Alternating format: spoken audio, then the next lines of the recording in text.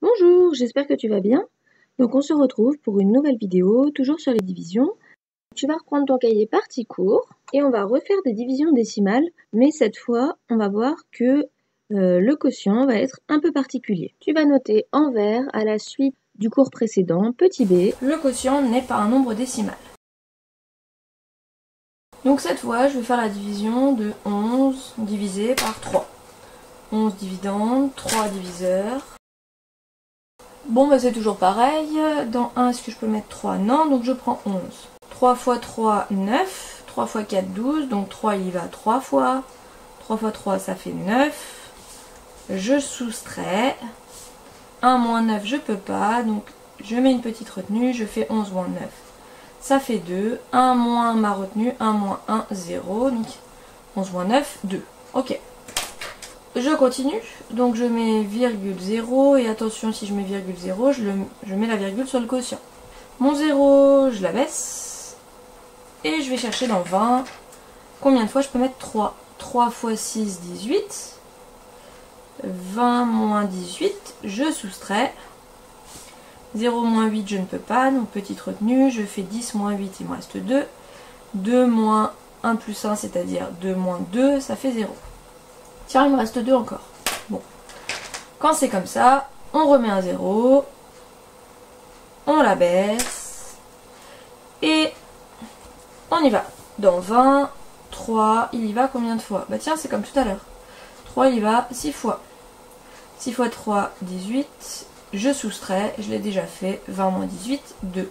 Tiens, c'est comme tout à l'heure. Je remets un 0, je la baisse. Tiens, j'ai encore 20. 3, il y va 6 fois. 6 fois 3, 18. Je fais 20 moins 18. Il me reste 2. Hop, je rallonge mes traits. Bon, et qu'est-ce que je m'aperçois? Je m'aperçois que tant que je vais avoir de la place sur ma feuille, tant que je vais avoir l'envie de continuer, je vais pouvoir continuer et je vais toujours avoir un 0. 3, il y va 6 fois. 6 fois 3, ça fait 18. Je fais 20 moins 18, il me reste 2. C'est-à-dire que ça, je vais pouvoir continuer de façon longue et surtout de façon infinie. Je vais pouvoir continuer indéfiniment. D'accord? Tant que j'ai de la place sur ma feuille, je peux continuer. C'est ça l'idée. Donc en fait, cette division-là ne s'arrête jamais. Ici, on n'arrivera jamais à trouver un reste qui vaut 0. Pas possible. Ça veut dire que le quotient, c'est pas un nombre décimal. Oui, il a des chiffres après la virgule, mais il n'en a pas un nombre fini. Il n'en a pas 2, 3, 5, 10. Non. Il en a une infinité. C'est-à-dire que tant qu'on veut écrire des 6, on peut en mettre derrière.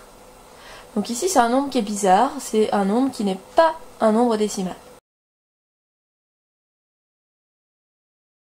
Ça veut donc dire que puisque la division est infinie, nous on va quand même s'arrêter, parce que sinon on sera déconfiné qu'on pourra continuer la division. Donc, on va s'arrêter, mais on donnera une valeur approchée, c'est-à-dire qu'on dira que le quotient, il est environ égal à quelque chose. D'accord? Ce ne sera pas une valeur exacte, pas comme tout à l'heure.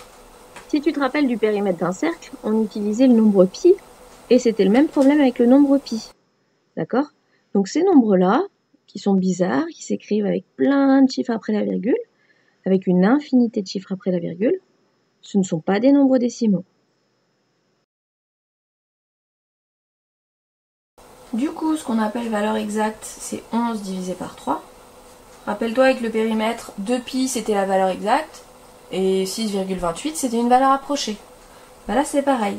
La valeur exacte c'est 11 divisé par 3, et une valeur approchée du quotient. On peut dire 3,6, 3,666, 3,666. Attention, pas tout à fait. Je prends par exemple au centième, donc 2 chiffres après la virgule. Je ne vais pas dire que c'est 3,66. Je vais dire que c'est plutôt 3,67. Rappelle-toi, pour arrondir, pour arrondir au centième, je regarde le chiffre des millièmes. Si le chiffre des millièmes c'est 0, 1, 2, 3, 4, je laisse comme c'est. Si par contre le chiffre des millièmes c'est 5, 6, 7, 8, 9, mais quand j'arrondis, je laisse pas 3,66.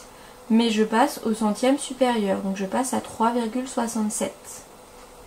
c'est comme 3,670.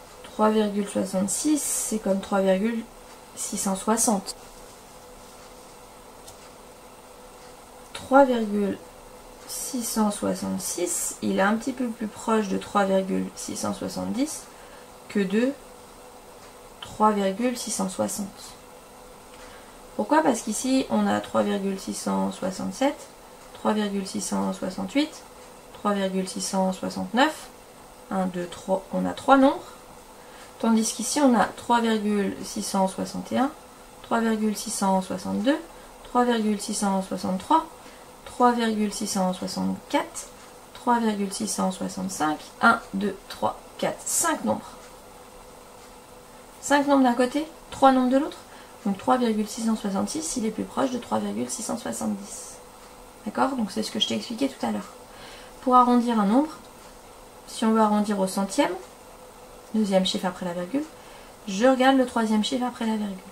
Si le troisième chiffre après la virgule c'est 0, 1, 2, 3 ou 4, je ne change rien.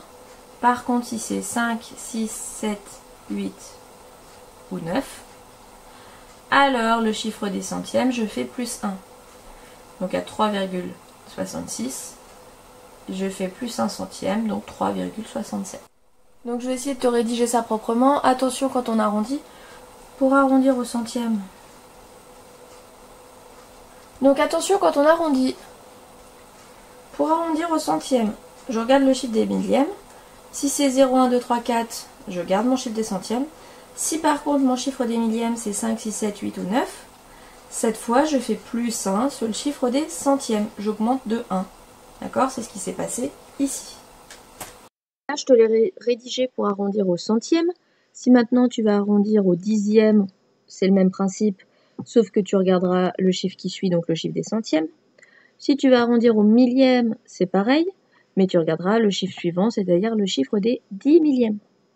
Et donc je reviens à mon exemple, et dans mon exemple, on voulait faire 11 divisé par 3, et pour 11 divisé par 3, on va donner une valeur approchée du quotient. Dans les premiers exemples, on avait une valeur exacte, et bien là, on va avoir une valeur approchée. J'espère que tu as bien compris. Maintenant, je vais te demander de recopier partie cours cet exemple. Donc, je te fais afficher la première partie, tu recopies la division, tu mets les couleurs, tu mets la vidéo en pause. Une fois que tu as tout copié, tu relances la vidéo et je te fais afficher la deuxième partie.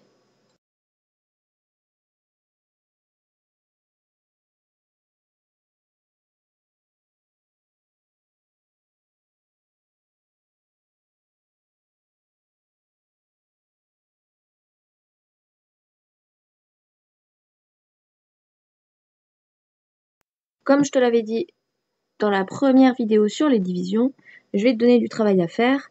Donc, déjà, première chose, regardez les deux vidéos, division 1 et division 2. Ensuite, écrire tout le cours, issu des deux vidéos. Et enfin, faire les exercices, j'en donne 5. Le numéro 52, page 78, ce sont des divisions à poser. Et les numéros 53, 54, 55 et 56, ce sont des petits problèmes avec des divisions. Pour ces 5 exercices, je ne veux pas que tu utilises la calculatrice. Tu les fais partie exercice dans le cahier et je mettrai la correction sur le NC.